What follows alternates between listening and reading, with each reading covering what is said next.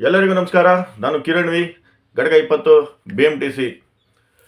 ಸ್ನೇಹಿತರೆ, ಏನು ಕೂಟದ ಸಂಸ್ಥಾಪಕ ರಾಜ್ಯಾಧ್ಯಕ್ಷ ನಮ್ಮ ಸಂಸ್ಥೆ ಹಾಗೂ ನಮ್ಮ ಎಂಪ್ಲಾಯೀಸ್ನ ಕ್ಷಮೆ ಕೇಳಲೇಬೇಕು. ಇದಕ್ಕೆ ಸಂಬಂಧಪಟ್ಟಂಗೆ ವಿಡಿಯೋ ಮಾಡ್ತೀನಿ ಅಂತ ನಾನು ನಿನ್ನೆ ದಿವಸ ವಿಡಿಯೋ ಮಾಡಾಕಿದ್ದೆ.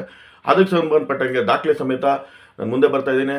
ಕೂಟದ ಸಂಸ್ಥಾಪಕ ರಾಜ್ಯಾಧ್ಯಕ್ಷ ಚಂದ್ರು ಅವರೇ, ಮೈಸೂರು CD ವಿಶ್ವಣ್ಣ, ಆಮೇಲೆ ಕಲಬುರಗಿ ನಾಯಕರಾದಂಥ ನನ್ನ ಆತ್ಮೀಯ ಜಯರಾಮ್ ರಾಥೋಡ್ ಸರ್, ಪದೇ ಎಲ್ರಿಗೂ ಹೇಳೋಕ್ಕಾಗಲ್ಲ, ದಯಮಾಡಿ ಗಮನ ಇಟ್ಟು ಈ ವಿಡಿಯೋ ನೋಡಿ. ಮೊದಲನೇದಾಗಿ ಮಿಸ್ಟರ್ ಚಂದ್ರು ಅವರೇ, ತಾವು ಏನು 9 ಬೇಡಿಕೆಗಳು ನನ್ನವು, ಟ್ರೈನಿಂಗ್ ಪೀರಿಯಡು, HRMS, ವರ್ಗಾವಣೆ ನೀತಿ, ಅದಕ್ಕೆ ಸಂಬಂಧಪಟ್ಟಂಗೆ ಎಲ್ಲ ನಮ್ಮದೇ ಬೇಡಿಕೆ ಅಂತ ತಾವು ಮೊದಲನೇ ಭಾಗ ವಿಡಿಯೋದಲ್ಲಿ ಹೇಳಿದಿರಿ. ಯಾಕೆ ಕ್ಷಮೆ ಕೇಳಬೇಕು ಅನ್ನೋ ವಿಡಿಯೋದಲ್ಲಿ. ಅದಕ್ಕೆ ಸಂಬಂಧಪಟ್ಟಂಗೆ ನೋಡಿ, ನೀವೇ ನಿಮ್ಮದೇ ಸಿಗ್ನೇಚರ್ ಇದರಲ್ಲಿದೆ 8 ಬೇಡಿಕೆಗಳು. 13/12/2020 ಸಾರಿಗೆ ಸಚಿವರು ನೀಡಿದಂಥ 8 ಲಿಖಿತ ಭರವಸೆಗಳನ್ನು ಈಡೇರಿಸಿದ್ದೀವಿ ಎಂದು ಮಾಧ್ಯಮಗಳಲ್ಲಿ ತಿಳಿಸುತ್ತಿರುವ ಭರವಸೆ ಅಪೂರ್ಣವಾಗಿದ್ದು ಅಂತ ತಾವೇ ಹೇಳ್ಬಿಟ್ಟು ಆ 8 ಬೇಡಿಕೆಗಳು ನನ್ನದು ಅಂತ ಇವತ್ತು ಕೂತ್ಕೊಂಡು ಮಾಧ್ಯಮದಲ್ಲಿ ಪುಂಕಾಗಿ ಹೇಳ್ತಾ ಇದ್ದೀರಲ್ಲ, ಇದು ಎಷ್ಟು ಸರಿ? ತಾವೇ ಯೋಚನೆ ಮಾಡಿ. ಯಾಕೆ ಮಾತಾಡ್ತೀನಿ ಅಂದರೆ, ಇದು ದಾಖಲೆ. ನಾಲ್ಗೆಗೆ ಮೂಳೆ ಇಲ್ಲ ಮಿಸ್ಟರ್ ಚಂದ್ರು ಅವರೇ, ಯಾವಾಗ ಹೆಂಗೆ ಬೇಕಾದರೂ ಮಾತಾಡ್ತದೆ, ಆದರೆ ದಾಖಲೆ ಸುಳ್ಳು ಹೇಳಲ್ಲ. ಈ 8 ಬೇಡಿಕೆಗಳು ನಿಮ್ಮವಲ್ಲ ಅನ್ನೋದಕ್ಕೆ ಇದೇ ಸಾಕ್ಷಿ. ಇನ್ನು ಇದಕ್ಕೆ ಸಂಬಂಧಪಟ್ಟಂಗೆ ತಾವು 2021 ಅಕ್ಟೋಬರ್ ತಿಂಗಳಲ್ಲಿ 2021 ಏಪ್ರಿಲ್ 7ನೇ ತಾರೀಕಿಂದ ಮುಷ್ಕರಕ್ಕೆ ಹೋಗ್ತೀನಿ ಅಂತೇಳಿ ನೋಟಿಸ್ ಕೊಡ್ತೀರಿ. ಅವತ್ತು ಸಂಧಾನ ಸಭೆ ವಿಫಲ ಆಗಿರುತ್ತೆ. ಇದಕ್ಕೆ ಸಂಬಂಧಪಟ್ಟಂಗೆ ರಿಪೋರ್ಟು.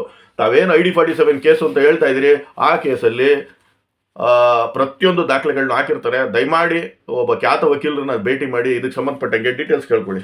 ನಡೆಸಿದ 29/3/2021, 1/4/5/2021, ಅಂತಿಮವಾಗಿ 9/4/2021. ಅಂದರೆ ಮುಷ್ಕರ ಆದ 2ನೇ ದಿವಸ 7ನೇ ತಾರೀಕು ತಾವು ಮುಷ್ಕರಕ್ಕೆ ಕರೆ ಕೊಟ್ಟಿರ್ತೀರಿ. 9ನೇ ತಾರೀಕು ಮುಷ್ಕರ ನಡೀತಿರೋ ಸಂದರ್ಭದಲ್ಲಿ ಆ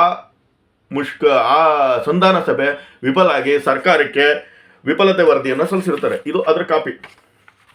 ಆ ವಿಫಲತೆ ವರದಿ ಆಧಾರದ ಮೇಲೆ ರಾಜ್ಯಪಾಲರ ಅನುಜ್ಞಾಸಾರ ಶ್ರೀಮತಿ ಸಂಧ್ಯಾ ಎಲ್ ನಾಯಕ್ರವರು ಆ ಮುಷ್ಕರವನ್ನು ತಕ್ಷಣದಿಂದ ಜಾರಿಗೆ ಬರುವಂತೆ ನಿಷೇಧಿಸಿದೆ ಅಂತ ಹೇಳ್ತಾರೆ. ಈ ಮುಷ್ಕರನ ನಿಲ್ಲಿಸಿದ ಮೇಲೆ ಇಲ್ಲಿ 12ನೇ ತಾರೀಕು ತಾವೇನು ಮೈಸೂರು ಭಾಗದವರು ಫೋನ್ ಮಾಡಿ ದೊಡ್ಡವ್ರ ಹತ್ರ ಮಾತಾಡಿದ್ರು ಅಂತ ತಾವೇನು ಹೇಳ್ತೀರಿ, ಅಷ್ಟಲ್ಲಾಳೆ ಮುಷ್ಕರ ಬ್ಯಾನ್ ಆಗಿರುತ್ತೆ. ಸ್ಟ್ರೈಕ್ ಬ್ಯಾನ್ ಆದಂಥ ಸಂದರ್ಭದಲ್ಲಿ ನಿಮಗೆ ನೇತೃತ್ವ ಕೊಡಬೇಕಾಗಿತ್ತ? ಇನ್ನೊಂದು, ತಮ್ಮ ಹತ್ರ ಅವರು ಮೈಸೂರು CD ವಿಶ್ವಣ್ಣ ಹಾಗೂ ದೊಡ್ಡವರು ಮಾತಾಡಿದಂಥ ಆಡಿಯೋ ನಿಮ್ಮಲ್ಲಿಲ್ಲ ಅಂದರೆ ಹೇಳಿ, ಪರ್ಸ್ನಲಾಗಿ ನಾನು ಕಳಿಸ್ತೀನಿ. ಅದು ಸುಮಾರು 10 ನಿಮಿಷಕ್ಕೂ ಹೆಚ್ಚಿದೆ. ಆ ಸಂದರ್ಭದಲ್ಲಿ 2ರಿಂದ 3 ನಿಮಿಷ ಮಾತ್ರ ಆಡಿಯೋನ ಕಟ್ ಮಾಡಿ ಎಡಿಟ್ ಮಾಡಿ ಬಿಟ್ರೆ, ತಾವು ಮೊದಲನೇ ದಿವಸದಿಂದನೂ ಇದನ್ನೇ ಮಾಡ್ಕೊಂಡ್ಬಂದಿರೋದು. ಅವರಲ್ಲಿ ನೀಟಾಗಿ ಹೇಳಿದ್ದಾರೆ, ನಾನು ಕೋವಿಡಿಂದ ಈಗ ತಾನೇ ಡಿಸ್ಚಾರ್ಜ್ ಆಗಿ ಬಂದಿದ್ದೀನಪ್ಪ ಅಂತ. ಸ್ವಾಮಿ, ನಮ್ಮಂಥ ವಯಸ್ಸು ಹುಡುಗರೆ ಕೋವಿಡ್ ಬಂದಾಗ 4-5 ತಿಂಗಳು ಸುಧಾರಿಸ್ಕೊಳ್ಳೋಕೆ ಕಷ್ಟಪಟ್ಟಿದ್ದೀವಿ. ಆ ಟೈಮಲ್ಲಿ ಅಂಥದ್ರಲ್ಲಿ 80, 78, 80 ವರ್ಷ ವಯಸ್ಸಾದ ಹಿರಿಯ ಬಸ್ಸದಿ ನಿಮ್ಮ ನೇತೃತ್ವ ವಹಿಸ್ಕೋಬೇಕಾಗಿತ್ತ? ಹೇಳಿ. ಅವ್ರು ಏನು ಹೇಳ್ತಾರೆ, ಫಸ್ಟು ಗಾಡಿ ಎತ್ತಿ ಆಮೇಲೆ ಬಾಕಿ ನೋಡೋಣ ಅಂತ. ಯಾಕೆ ಅಂದರೆ ಅಷ್ಟರಲ್ಲಾಗಲೇ ಸ್ಟ್ರೈಕ್ ಬ್ಯಾನ್ ಆಗಿತ್ತು. ಅವ್ರಿಗೆ ಬಾಬಾ ಸಾಹೇಬ್ರ ತತ್ವದಲ್ಲಿ ನಂಬಿಕೆ ಇದೆ. ಶಿಕ್ಷಣ ಅಂದರೆ ಫಸ್ಟು ಏನಾಗಿದೆ ಅನ್ನೋದು ತಿಳ್ಕೊಂಡ್ರು, ಹಾಗಾಗಿ ಹೇಳಿದ್ರು. ತಮಗೆ ಅದರ ಶಿಕ್ಷಣದ ಕೊರತೆ ಇರೋ ಕಾರಣಕ್ಕೆ ಸರ್ಕಾರದ ವಿರುದ್ಧ ಹಠಕ್ಕೆ ಬಿದ್ದು ನಾವೆಲ್ಲ ಸಸ್ಪೆಂಡು ಡಿಸ್ಮಿಸ್ ಆಗ್ಬಿಟ್ಟು. ನಾವು ಹೇಳ್ತೀರಿ 40 ವರ್ಷದಿಂದ ಆಗದೇ ಇರೋ ಬದಲಾವಣೆಗಳನ್ನ ನಾನು ಬಂದ ಮೇಲೆ ಮಾಡಿಬಿಟ್ಟೆ ಅಂತ. ಸ್ವಾಮಿ, ಮಿಸ್ಟರ್ ಚಂದ್ರು ಅವರೇ, ನಾನು ನೀವು ಒಂದು 3-4 ತಿಂಗಳು ಹೆಚ್ಚು ಕಮ್ಮಿ ಇಬ್ಬರು ಸಮಕಾಲೀನರೇ.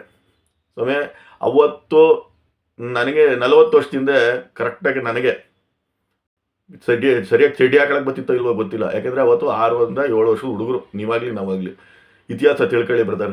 ಸುಮ್ಮನೆ ಯಾರೋ ಹೇಳ್ಕೊಟ್ಟಿದ್ನ ದಯವಿಟ್ಟು ಕೇಳಬೇಡಿ. ಇನ್ನೊಂದು, ತಾವೇನು 40 ವರ್ಷದಿಂದ ಆದಂಥ ಬದಲಾವಣೆಗಳನ್ನ ತಾವೇನು ಮಾಡಿದರೆ ನೋಡಿ, ಈಗ ಒಂದೊಂದಾಗಿ ಹೇಳ್ತೀನಿ. ಕಾಣಿಸ್ತಾ ಇದೆಯಾ? ಮಾಹಿತಿ ಹಕ್ಕಲ್ಲಿ ತೊಗೊಂಡಿರೋದು ನೇತ್ರಾವತಿ ಮೇಡಮ್ ಕೊಟ್ಟಿರೋದು ಮಾಹಿತಿ ಹಕ್ಕಲ್ಲಿ. ಯಾರೊಬ್ಬರು ಕೇಳಿರ್ತಾರೆ, ಕರ್ನಾಟಕ ಕೂಟ ಕಾರ್ಮಿಕ ಇಲಾಖೆಯಿಂದ ನೋಂದಣಿ ಪತ್ರ ನೋಂದಣಿ ಮಾಡಿಸಲು ನೀಡುವ ಪದಾಧಿಕಾರಿಗಳ ಪದನಾಮ, ಹುದ್ದೆ ಹಾಗೂ ಸದಸ್ಯತ್ವ ಪಡೆಯಕ್ಕೆ ₹100 ಪಡಿಬೋದು ಅಂತ ಕೇಳಿರ್ತಾರೆ.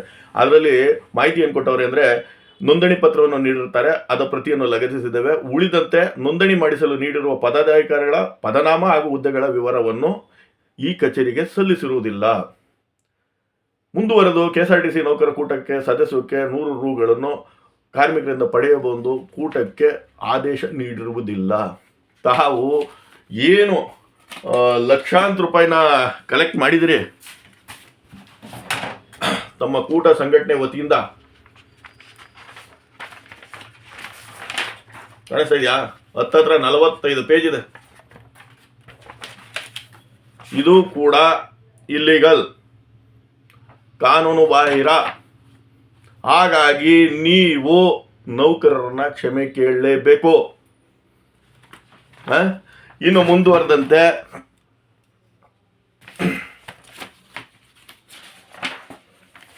ತಾವು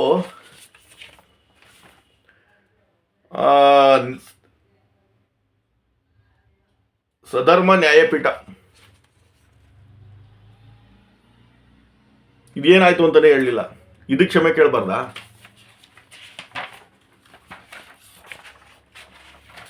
ಮುಖ್ಯವಾಗಿ ತಾವು ಕೇಳಬೇಕಾಗಿರೋದು, ಕ್ಷಮೆ ಕೇಳಬೇಕಾಗಿರೋದು ಈ ಕಾರಣಕ್ಕೆ. ನೋಡಿ, ಇಲ್ಲಿದೆ, ಕಾಣಿಸ್ತಾ ಇದೆ ಅನ್ಕೋತೀನಿ ಸ್ನೇಹಿತರೆ. ಬೆಂಗಳೂರು ಮಹಾನಗರ ಸಾರಿಗೆ ಸಂಸ್ಥೆಯ ಆಡಳಿತ ವರ್ಗ ಸಂಸ್ಥೆಯ ನಿಯಮಾವಳಿಯಂತೆ ಸಿಬ್ಬಂದಿಗಳಿಗೆ ಪ್ರತಿ 4 ವರ್ಷಗಳಿಗೆ ವೇತನ ಪರಿಷ್ಕರಣೆ ಸಂಬಂಧಿಸಿದಂತೆ 1/1/2020 ವೇತನ ಪರಿಷ್ಕರಣೆ 1/1/2020 ಅರ್ಥ ಮಾಡ್ಕೊಳ್ಳಿ. ಸರ್ಕಾರಕ್ಕೆ ಬರೆದ ಪತ್ರ ಹಾಗೂ ಸರ್ಕಾರದಿಂದ ಬಂದ ಸಂಸ್ಥೆಗೆ ಪತ್ರಗಳ ದೃಢೀಕೃತ ಮಾಹಿತಿಯನ್ನು ಕೋರುತ್ತೇವೆ. ಯಾರು ಕೇಳಿದ್ದಾರೆ? ಅದಕ್ಕೆ ಶ್ರೀಮತಿ ನೇತ್ರಾವತಿ ಕಾರ್ಮಿಕ ಕಲ್ಯಾಣಾಧಿಕಾರಿ 22/1/2022 ಮಾಹಿತಿ ನೀಡಿರ್ತಾರೆ. ಏನಂತ? ಸರ್ಕಾರಿ ನೌಕರರನ್ನು, ನಿಗಮದ ನೌಕರರನ್ನು ಸರ್ಕಾರಿ ನೌಕರರಾಗಿ ಪರಿಗಣಿಸಬೇಕು ಎಂಬ ಬೇಡಿಕೆ ಇಟ್ಟು ಮುಷ್ಕರ ನಡೆಸಿರುವುದು, ತದನಂತರ 6ನೇ ವೇತನ ಆಯೋಗದ ಶಿಫಾರಸುಗಳನ್ನು ಜಾರಿಗೊಳಿಸಬೇಕೆಂದು ಬೇಡಿಕೆ ಇಟ್ಟ ಸಂಬಂಧ 2021ರಲ್ಲಿ 15 ದಿನಗಳ ಮುಷ್ಕರ ನಡೆದಿರುವುದು. ಈ ಎಲ್ಲಾ ಕಾರಣಗಳಿಂದ ರಾಜ್ಯ ರಸ್ತೆ ಸಾರಿಗೆ ಸಂಸ್ಥೆಯ ಸಿಬ್ಬಂದಿಗಳ ವೇತನ ಪರಿಷ್ಕರಣೆ 2020 ಮಾಡಿರುವುದಿಲ್ಲ ಹಾಗೂ ಇದಕ್ಕೆ ಸಂಬಂಧಿಸಿದಂತೆ ಯಾವುದೇ ಪತ್ರ ವ್ಯವಹಾರ ನಡೆದಿರುವುದಿಲ್ಲ. ಹೇಳಿ ಮಿಸ್ಟರ್ ಚಂದ್ರು ಅವರೇ, ಈ ಕ್ಷಮೆ ಕೇಳಬೇಕಾ ಕೇಳಬಾರ್ದ? ನೀವೇ ತೀರ್ಮಾನ ಮಾಡಿ. ಇನ್ನು ಮುಂದಿನ ಭಾಗದಲ್ಲಿ ಇನ್ನಷ್ಟು ಅಗತ್ಯ ದಾಖಲೆಗಳೊಂದಿಗೆ ನಿಮ್ಮ ಮುಂದೆ. ನಮಸ್ತೆ.